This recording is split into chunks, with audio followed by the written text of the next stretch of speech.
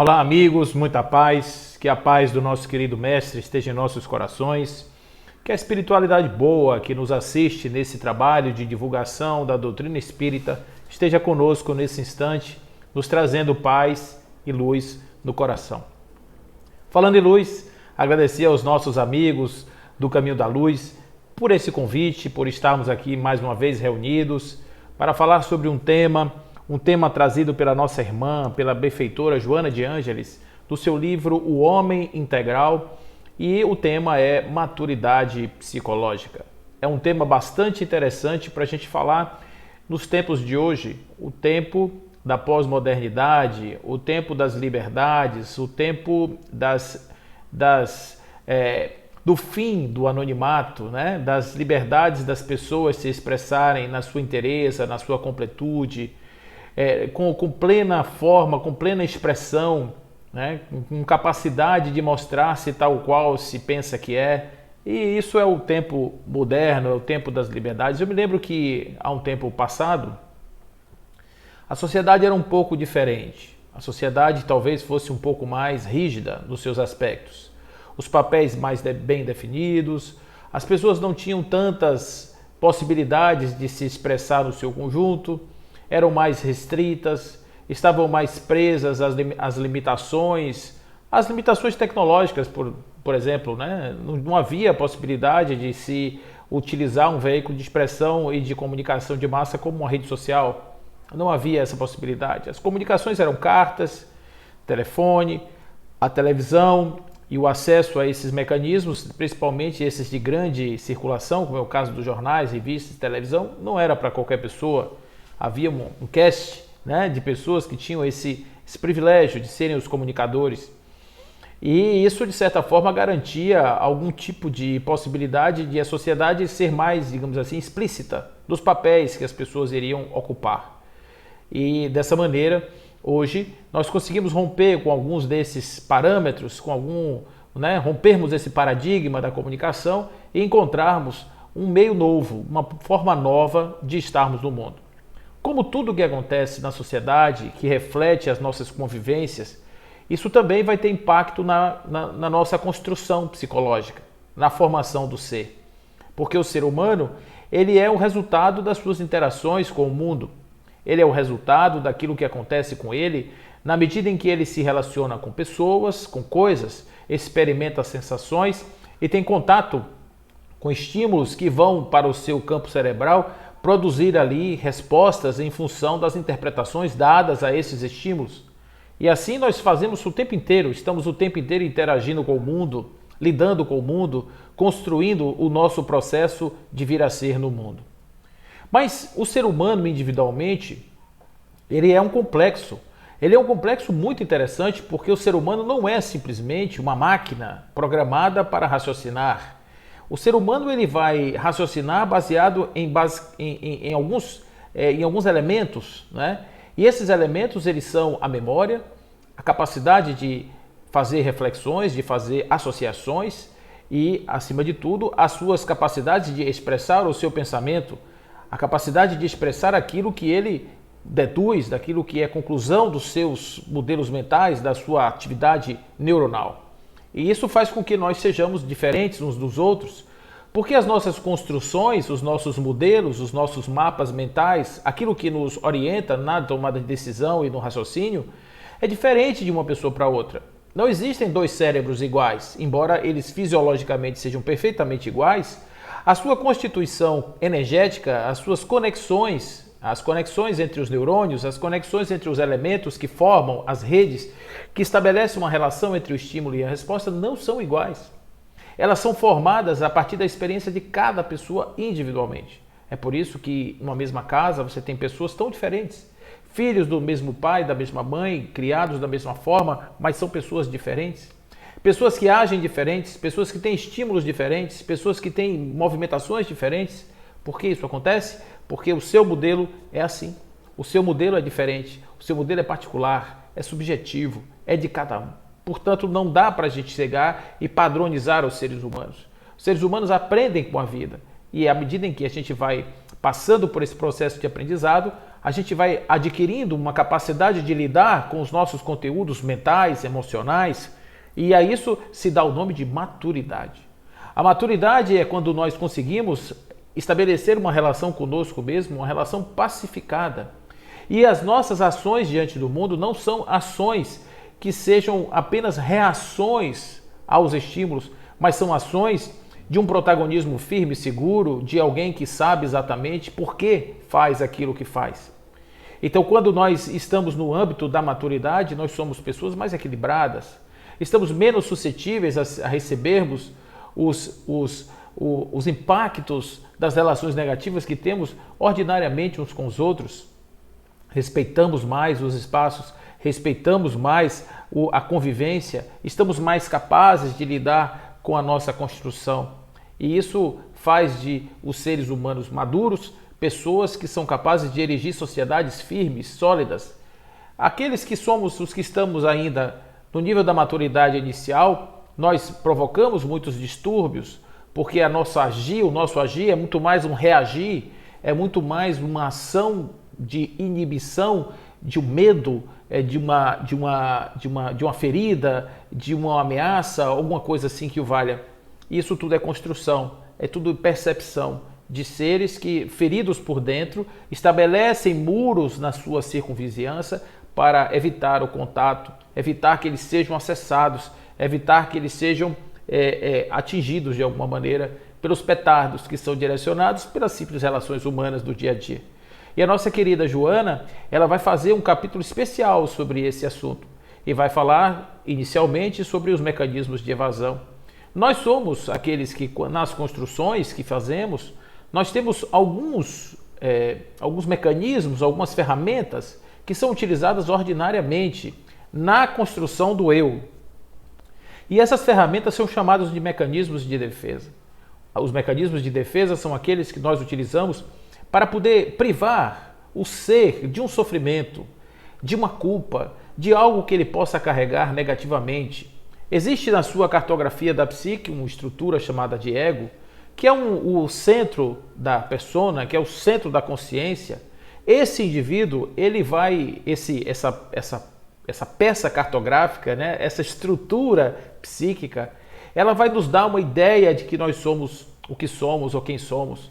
Vai nos dar uma ideia de que eu sou eu.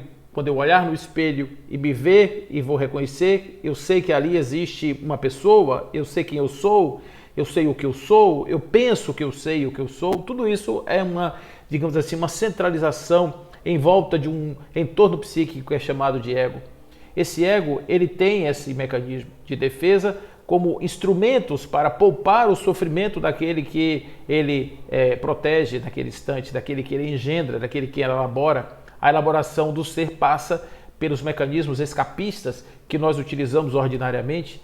E assim, nós quando estamos diante do nosso processo vivencial, é natural que as nossas dores sejam transferidas para outras pessoas, para os nossos pais, sejam transferidas para os entes, os responsáveis, aqueles que estão ao encargo de abrir portas ou fechar portas. Nós sempre transferimos de alguma certa forma a responsabilidade pelos as nossas não idas, os nossos fracassos a essas pessoas. E transferindo, o que a gente faz? O problema não é mais nosso, o problema é da pessoa. A gente se isenta da possibilidade de tomar contato com conteúdos íntimos nossos muito importantes, porque está na mão do outro a responsabilidade de resolver o problema, não mais comigo. Eu não tenho problema, quem tem problema é o outro que está usando dos seus problemas para me atingir, para prejudicar a minha vida. E normalmente quem são os mais prejudicados com essa relação são os pais. Os pais são instrumentos que são extremamente visados nessa relação, porque as relações parentais são muito profundas, cravam profundamente no eu impressões positivas ou negativas, porque são os primeiros pontos de contato na formação da psique, são as primeiras relações de domínio de espaço, são as primeiras afirmações de okeidade, de eu sou legal, eu não sou legal. Vem daí, dessas relações parentais. Quaisquer abandonos, quaisquer falta de tato no lidar com a pessoa pode criar dentro desse modelo mental estruturas escapistas e até mesmo estruturas de defesa, fazendo com que o indivíduo assuma um papel de ser ele agora uma espécie de elo perdido, uma espécie de laranja podre do cesto. Ele começa a internalizar isso de uma certa forma e a transferir essa responsabilidade para outros, criando revolta, criando sensações de abandono, de menos-valia. É o que mais se vê hoje. Se vê pessoas que, não assumindo a sua responsabilidade de serem protagonistas da sua própria construção, preferem muitas vezes transferir essas responsabilidades para outras pessoas e permanecem no seu estado de imaturidade, sempre fazendo isso. O problema não sou eu. Essa ideia arquetípica da transferência em nós está desde a Gênese. Quando a gente vai olhar lá, aquele diálogo entre Adão, Eva e o pai, né, que chega no paraíso, de quem foi a responsabilidade da maçã, Adão aponta para Eva e diz, foi ela, e Eva aponta para a serpente, foi ela. E observe que essa transferência de responsabilidade, no fundo, faz com que Adão se sinta livre da responsabilidade de ter sido ele aquele que causou o mal, ela também ter sido ela a que causou o mal, e fica sempre passando de um para o outro, essa responsabilidade. Então isso impede que o indivíduo amadureça, impede que o indivíduo tenha contato com os seus elementos interiores, com suas dores, com as suas construções interiores, e com isso ele se torna incapaz de melhorar-se, de tornar-se mais resistente ao processo evolutivo. Todos nós estamos aqui para crescer, mas sobretudo nós estamos aqui também para nos entender, para poder compreender como que é esse dinamismo existencial que é cada um de nós e fazermos disso uma alquimia, uma fórmula que possa transformar as nossas vidas em vidas saudáveis. Porque se nós não conseguirmos adquirir esse processo, o que nós vamos fazer? Nós vamos retardando os nossos ciclos vão sendo retardados e a gente não consegue romper com aqueles períodos que são os períodos típicos da infância, da juventude, da maturidade, da senioridade e da velhice. A gente não consegue romper com isso e fazemos então fazemos misturas indevidas desses períodos, criando velhos que são em verdade pessoas velhas na idade, mas que vivem como jovens, que agem como jovens, que falam como jovens, que se comportam como jovens.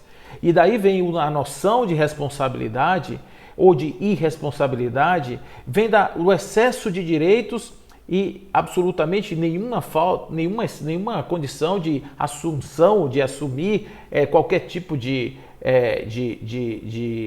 dever. Então, você tem o dever, você tem o direito, mas você não tem o dever, porque isso é da criança. A criança não, a criança é nutrida, a criança sempre tem alguém que é responsável, a criança tem alguém que vem, que traz o provimento para dentro de casa. O adulto não, o adulto ele é provedor, o adulto ele precisa se virar. Então, se de repente ele não consegue encarar isso, ele tem dificuldade de lidar com frustrações, ele tem dificuldade de lidar com assumir responsabilidades, e isso vai postergando um pouco essas fronteiras que existem entre essas fases naturais do processo de amadurecimento do ser, criando velhos imaturos. E isso realmente é muito complexo. Existem até síndromes, a síndrome de Peter Pan, o puer aeternus, que são demonstrações de que o indivíduo pode, não rompendo com os seus ritos de passagem, não fazendo as suas quebras de período, ele pode simplesmente arrastar durante muitos anos, mais e muito mais além da conta, aquilo que era um período que já devia ter ficado para trás. É natural que nós tenhamos essas etapas, é natural que tenhamos o período da carência, é natural que tenhamos o período da descoberta, é natural que tenhamos o período da afirmação, é natural que tenhamos o período da confirmação, mas tudo isso é preciso que nós reconheçamos os tempos necessários. Antigamente havia os ritos de passagem, as festas de 15 anos para as mocinhas, havia aquele rito dos rapazes antes de entrar na maioridade. Esses ritos eram ritos importantes porque determinavam ciclos. Esses ciclos foram eliminados porque a realidade social mudou.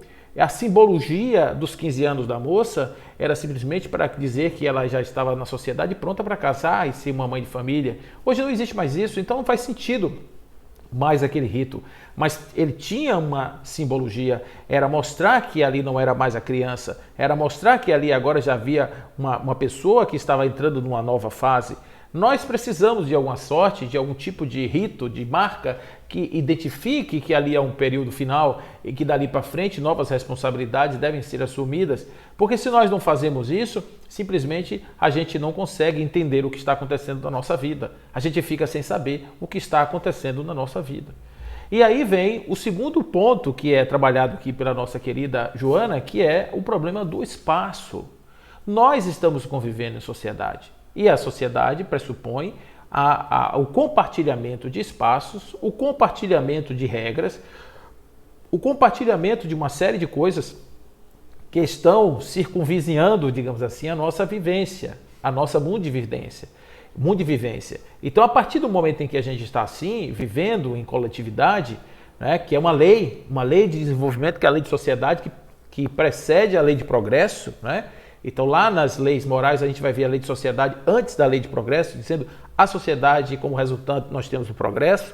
Então, nós temos aí agora a necessidade de aprendermos a conviver juntos. E aí, o que significa viver juntos? Significa que eu vou ter que te aceitar, você tem que me aceitar. A convivência não sou mais somente um eu que se reporta ao mundo, mas um eu que reconhece que há um tu no mundo, uma outra pessoa, que é um ser também como eu, que tem a mesma estrutura, que tem o mesmo pensar, a mesma capacidade, que é formado do mesmo jeito, que vive e constitui a sua mente, a sua formação mental a partir dos mesmos princípios que eu. Então eu não posso chegar simplesmente e entender que aquela pessoa ela é diferente de mim, então ela significa que ela pode ser valorada por mim. Eu não tenho condição de valorar aquela pessoa porque eu não estou na pele dela, eu não estou vivendo a experiência dela, eu não sei o que é a experiência dela, então não dá para valorar. Nós valoramos socialmente, porque nós queremos criar estruturas que sejam estruturas de padronização de seres humanos, quando na verdade os seres humanos não podem ser padronizados. Não há como padronizar algo que é tão móvel, que é tão elástico, que é tão dinâmico. Não tem como fazer isso. Seria como se nós reduzíssemos os seres humanos a computadores. Então, o que acontece em sociedade? Primeiro, nós temos as diferenças, que são muito difíceis de serem equalizadas, de serem aceitas. Dificuldade de aceitação das diferenças é uma incompreensão do processo mental, do processo da maturidade, e é uma imaturidade em não entendermos que estamos num espaço e que precisamos conviver, precisamos coabitar com os diferentes. E isso, de certa maneira, na nossa cabeça imatura, isso pode parecer uma grande dificuldade. Uma outra questão que acontece dentro do ambiente social é que nós, enquanto seres, precisamos da aceitação. Precisamos da validação do outro, da valoração do outro, e por isso é importante que o outro me olhe, é importante que o outro me veja, é importante que o outro me aceite. E para isso, nós começamos a construir mecanismos que são mecanismos de aceitação. São mecanismos difíceis, porque os mecanismos de aceitação, normalmente, são mecanismos de criação de personagens. Personagens que não correspondem necessariamente à realidade. São personagens que são muito mais voltados para a formação de uma imagem do que necessariamente do atendimento aos clamores internos do eu. Por isso, pessoas bem-sucedidas na externalidade muitas vezes são pessoas vazias e sofredoras por dentro. São pessoas que não conseguiram tirar de dentro de si a sua realidade porque o seu realizado interno ainda é tão aquém daquilo que é a expectativa que o mundo criou e a expectativa que este indivíduo acha que deve atender, que ele não consegue viver quem ele é, ele precisa viver um personagem falso. E por isso esse personagem falso vai lhe roubar toda a energia psíquica, porque ele tem que estar fugindo o tempo todo dos clamores, dos pedidos que vêm do seu mundo íntimo, e ele vai precisar ficar o tempo inteiro atendendo a essas condições, simplesmente porque ele está ali vivendo de uma realidade falsa, de uma realidade temporária, de uma realidade que ele não poderá de jeito algum encontrar possibilidades de erguer-se por si mesmo quando tiver um ataque, quando ele estiver sendo vulnerabilizado, quando ele estiver estiver em contato com algum tipo de estresse, ele não vai conseguir reagir adequadamente porque os seus elementos de estrutura estão paralisados. Eles não foram movimentados para a construção do eu em ação na sociedade.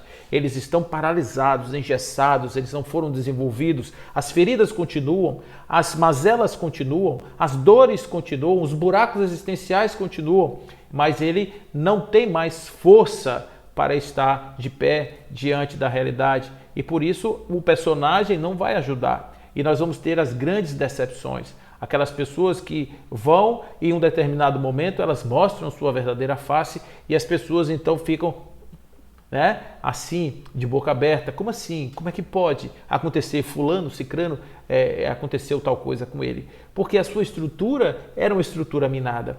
O fato de você viver um personagem que não representa, não radica na sua internalidade e radica exclusivamente na necessidade de suprir uma carência em nome da aceitação do outro, isso é imaturidade. A imaturidade, ela passa por essa necessidade de estarmos sendo valorados por algo que não temos. Construção de ouro de tolo, aquela coisa falsa que é colocada no mundo. E no mundo midiático, no mundo das aceitações através da valoração por reputação, nós somos instados o tempo inteiro a sermos esses indivíduos, construirmos personalidades falsas em nome dos dedinhos para cima, dos likes das redes sociais. Isso é algo que a gente precisa reconsiderar, porque estamos no espaço, estamos convivendo, mas isso não quer dizer que nós sejamos e tenhamos que ser falsos, tenhamos que ser hipócritas, tenhamos que ser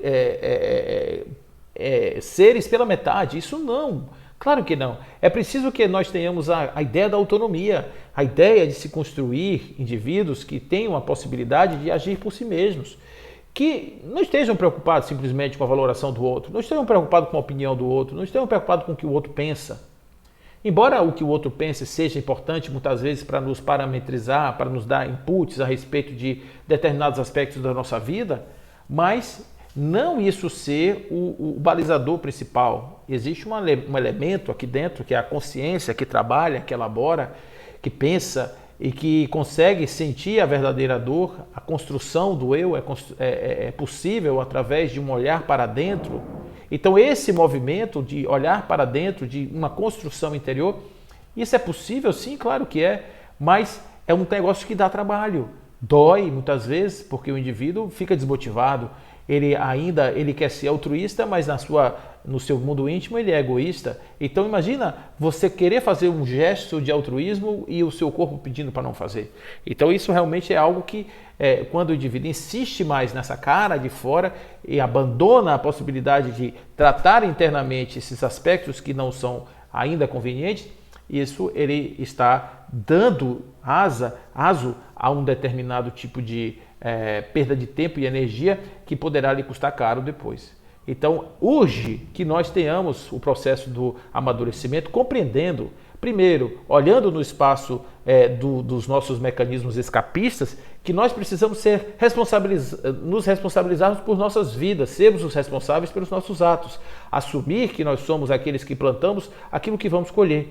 E depois que nós estamos vivendo no mundo, não para que o mundo seja conformado por pessoas que precisam corresponder a estereótipos do que parece ser legal. Não, mas para pessoas que precisam melhorar, pessoas que precisam evoluir, pessoas que precisam desenvolver, e o mundo precisa desenvolver não pela hipocrisia, o mundo precisa desenvolver pela realidade dos fatos. Chega uma pessoa com uma ideia maravilhosa, diz, nós vamos mudar o mundo, a partir de amanhã todo mundo vai ter que andar dando ré, vai ter que andar de costas, para poder simplesmente facilitar a circulação das pessoas. Nós vamos ter agora a possibilidade de olhar mais o entorno, enfim, uma ideia estapafúrdia, mas que de repente vai lá que algumas pessoas achem legal, porque o mundo olhando de frente não é bom, e de repente é melhor olhar de outro ângulo, e a pessoa então começam a formar os grupos dos que vão andar de costas, e nós vamos ter alguns acidentes e vai ter as dissensões, vão ter os grupos que vão brigar uns pelos outros, e eu pergunto o que isso representa de fato na construção da maturidade do ser? Nada, absolutamente nada. É apenas uma tentativa do homem de exercer a sua liberdade em busca de algo sem sentido.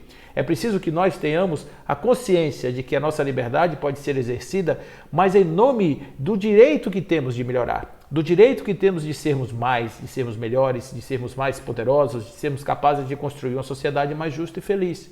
É assim que nós vamos usar a nossa liberdade, viver uma sociedade através dessa harmonização dos contrários e da compreensão de que nós somos diferentes e que, portanto, podemos ter ideias diferentes, mas isso não nos faz, em absoluto, pessoas ruins, não nos faz absolutamente pessoas menores ou pessoas que tenham deficiência ou quaisquer desses adjetivos muito fáceis de serem utilizados. Não. Nós somos apenas diferentes porque vivemos diferentes e tivemos circunstâncias diferentes. Ainda em relação a esse contexto social, as famílias são impactadas muito por esse processo escapista.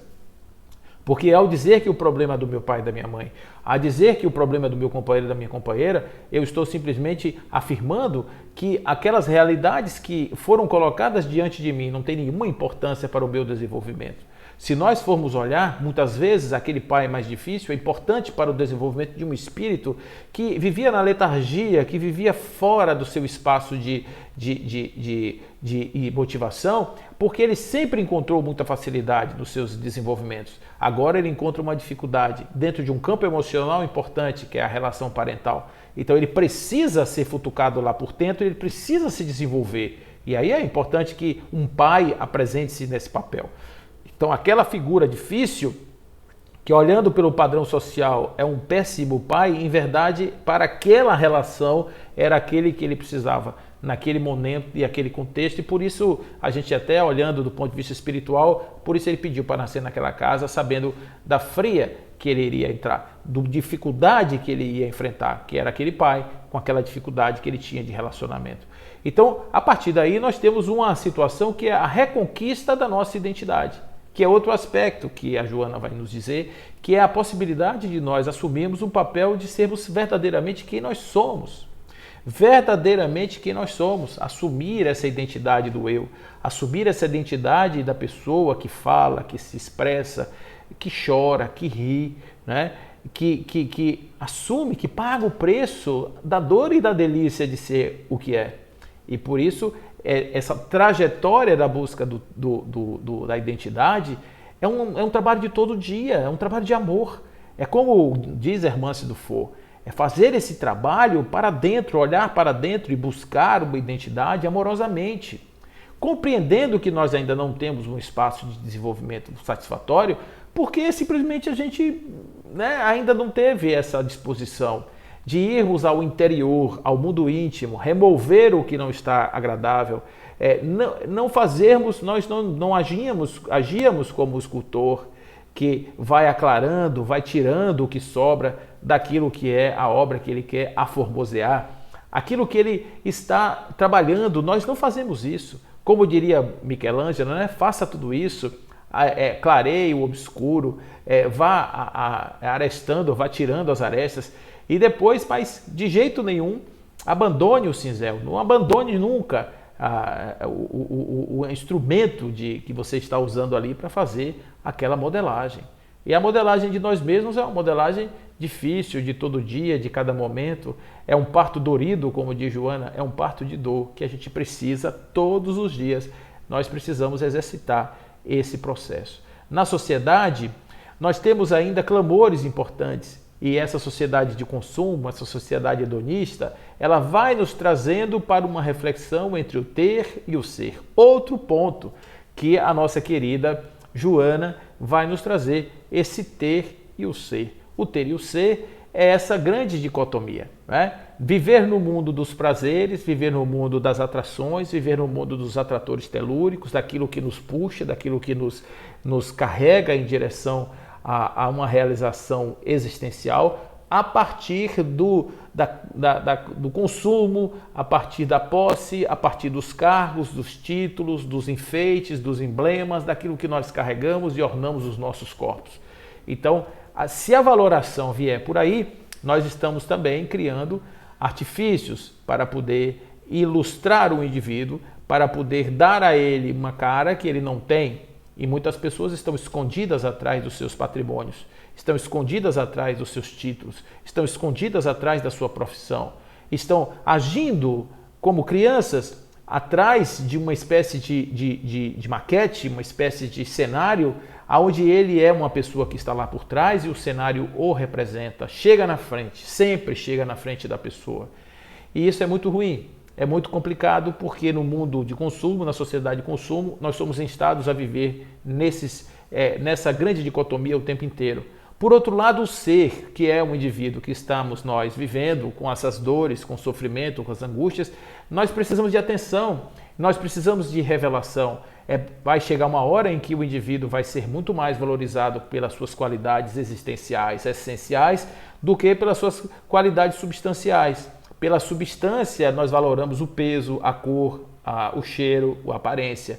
Pela essência, nós percebemos a grandeza do ser, porque ela chega na frente do indivíduo, ela fala mais do que as suas palavras, ela fala mais do que as suas expressões, ela supera quaisquer tipo de distonias ou de deformações físicas, ela simplesmente é muito mais.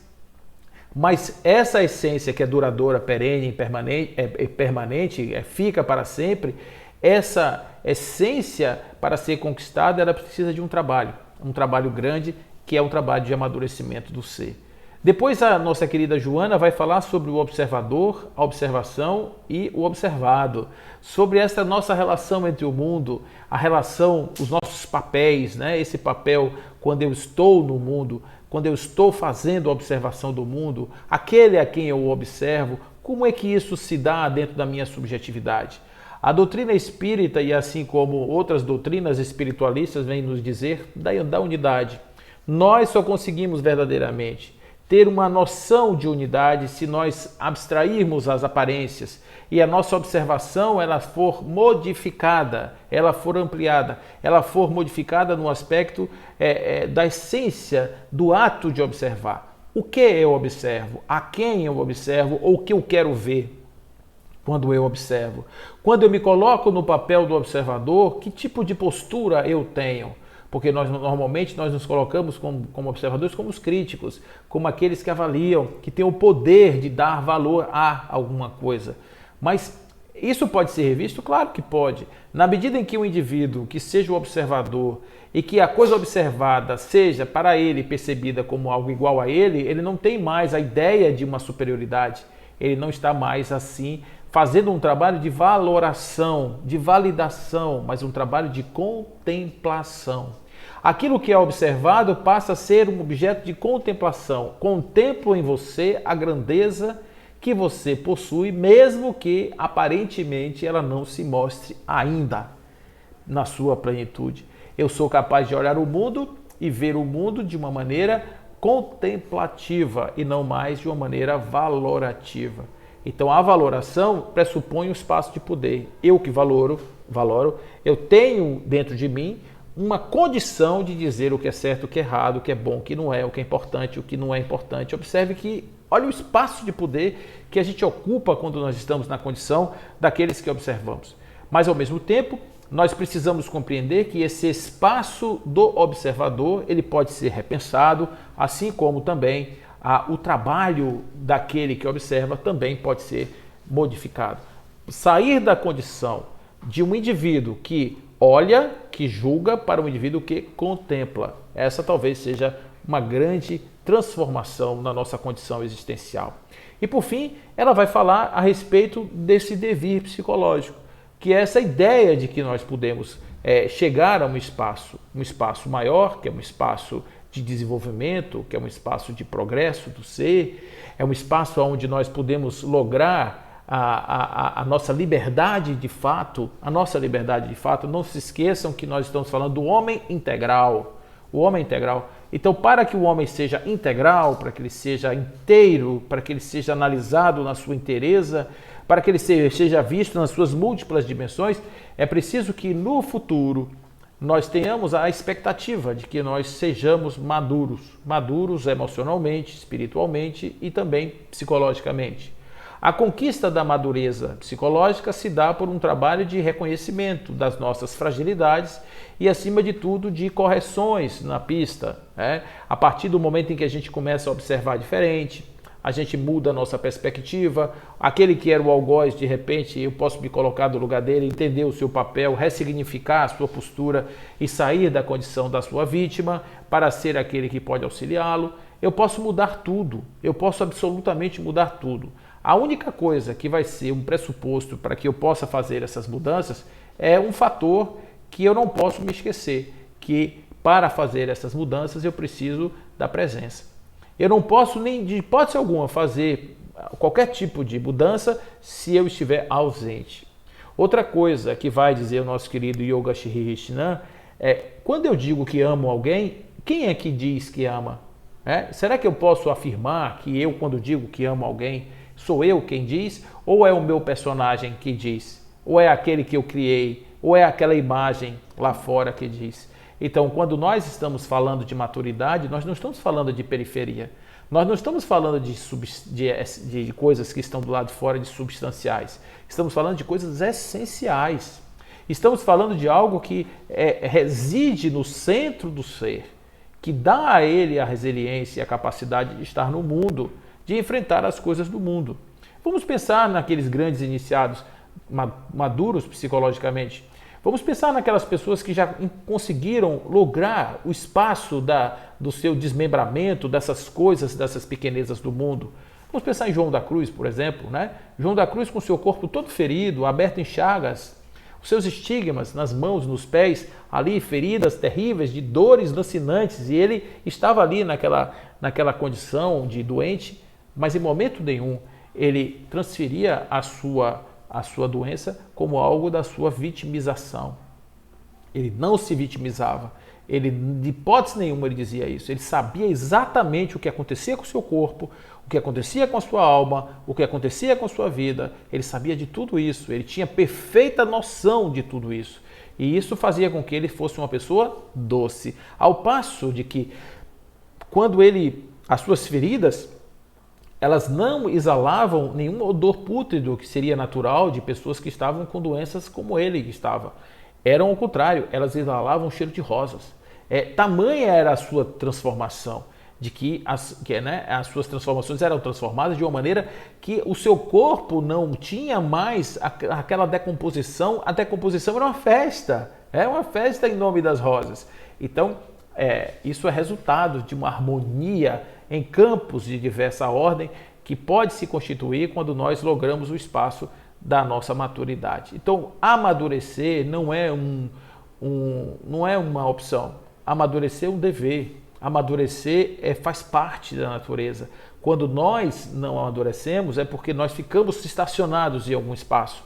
Em algum momento nós perdemos a batalha sobre nós mesmos, nós perdemos aquele campo de desenvolvimento, preferimos abandonar aquilo ali do que simplesmente tratar aquela questão, e nos colocando na posição das crianças, nós simplesmente estamos ali como os vulneráveis e frágeis. Quando a gente vai olhar a análise transacional, por exemplo, e a gente vai ver o trabalho de Eric Berne nesse contexto, a gente vê que ele foi muito feliz quando ele recebe um advogado do seu consultório, e o advogado então cai no chão e começa a se apresentar como uma criança. E ele começou a perceber que as pessoas tinham essa capacidade de se reportar a estados inferiores ou anteriores da idade cronológica que possuíam.